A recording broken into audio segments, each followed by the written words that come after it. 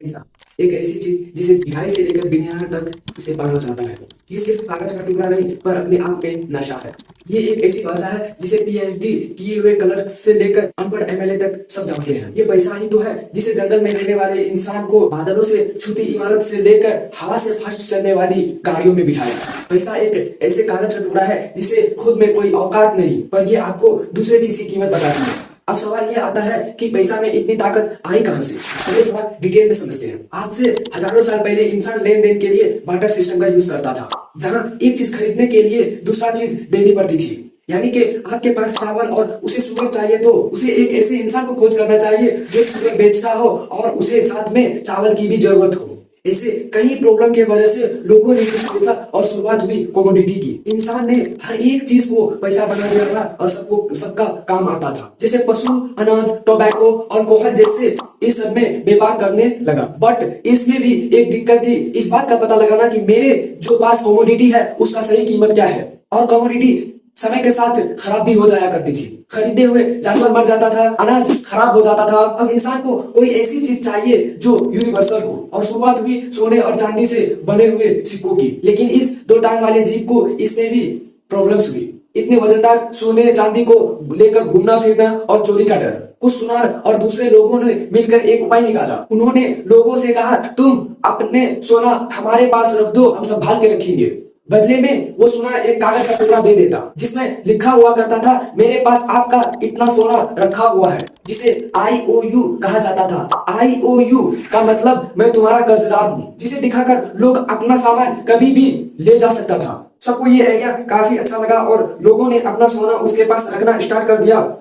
लेकिन कुछ टाइम के बाद सुनार लोगों को रियलाइज हुआ, ये सिस्टम बनाने के बाद ऑलमोस्ट कोई इंसान अपना सोना लेने आता ही नहीं और सब वो टिकट के जरिए ही व्यापार करने लगा था। और सबको यकीन हो गया था ये टिकट है तो सोना भी होगा ही। अब ये चीज समझने के बाद सोनार लोग को लालच आ गई। अपने हाथों से बनाई हुई टिकट ही पैसा बन गया था, इसलिए उन्होंने फर्जी टिकट बनाना स्टार्ट कर दी। उनके पास तो सोना होता नहीं था लेकिन फिर भी टिकट बनाते जाते ऐसे स्टार्ट हुए दुनिया के सबसे बड़े लीगल स्कैम जो आज भी चल रहा है। वो सोना संभाल के रखने वाली दुकान दुनिया की पहली बैंक और वो टिकट दुनिया की पहली करेंसी यानी नोट थी।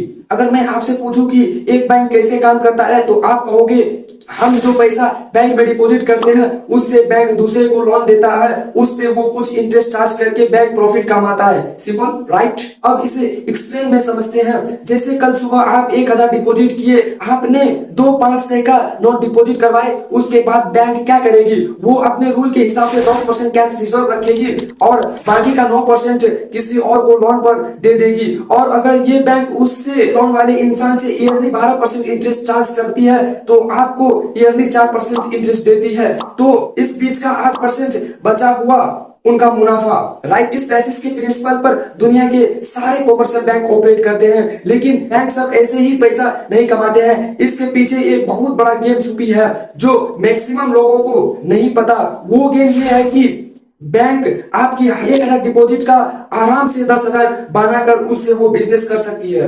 वो कैसे होता है चलिए समझते हैं। मानो आप 1000 रुपए बैंक में जाकर डिपॉजिट करते हो, बैंक अपने रूल के हिसाब से 10% कैश रिजर्व रखेगी और बाकी 9% रुपया किसी और को लोन पर दे देगी।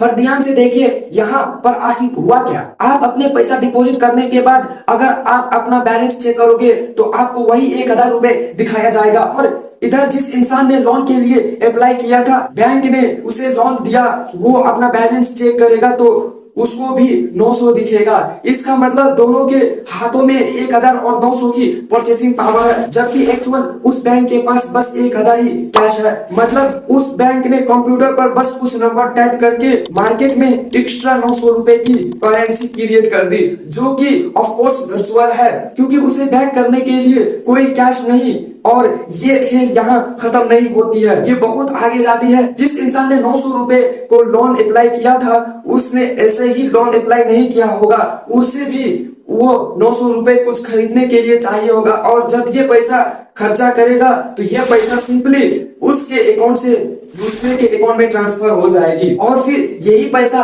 फिर बैंक में डिपॉजिट हो जाएंगे और बैंक फिर से इस 900 रुपए का 10% रिजर्व रखेगी और बाकी का 810 रुपए फिर से किसी और को लोन पर दे देगी। ऐसे ही करते करते बैंक बस 1000 कैश डिपॉजिट को 10,000 वर्चुअल करेंसी तक में कन्वर्ट कर सकती है और इससे वो बिजनेस बढ़ाती रहती है। आपको लगता है कि आपके पैसे सेफ है जिसे आप जब चाहो जाकर निकाल सकते हैं, बट ये एकदम सच नहीं है। अगर इसके 20 से 30% लोग भी एक साथ पैसे निकालने जाए तो बैंक आपको पूरी पैसा नहीं देने वाली है, क्योंकि उनके पास आपके सारे पैसे होते ही नहीं। नेशनल रिजर्व सिस्टम की वजह से वो सिर्फ प्रोबेबिलिटी पर चलती है।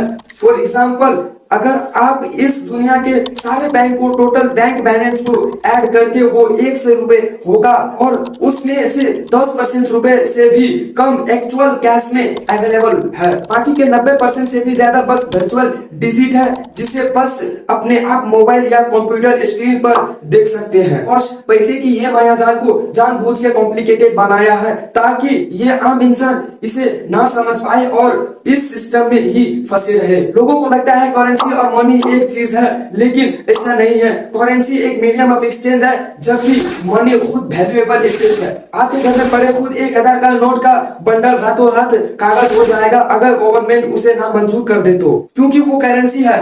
लेकिन आपके घर में पड़ा हुआ सोना का टुकड़ा चाहे दुनिया की कोई गवर्नमेंट कुछ भी बोल दे उसकी वैल्यू उतनी ही रहेगी जितनी की वो है। देखो बॉस, दूसरे इन्फ्लुएंसर आपको जो भी बोलेगी मैं कहूंगा रियल गोल्ड ही खरीदो। लाइफ के कुछ बेसिक टैक्स के आधार पर नहीं लिए जाते। आपके पास कहाँ 5 से 1000 का नोट है जो आपको 2% 4% टैक्स की फिक्र करनी पड़े। और सच तो ये है पेंडेमिक के टाइम में रियल माल ही काम आता है। आप किसी को अपने गोल्ड बॉन्ड का सर्टिफिकेट दिखाकर पूरा साल का राशन नहीं खरीद सकते हैं, लेकिन घर में पड़ा सोना का एक टुकड़ा का हिस्सा फेंक कर पूरे साल का बंदोबस्त किया जा सकता है। और ये कागज सिर्फ भरोसा है और भरोसे पे ही दुनिया चलती है।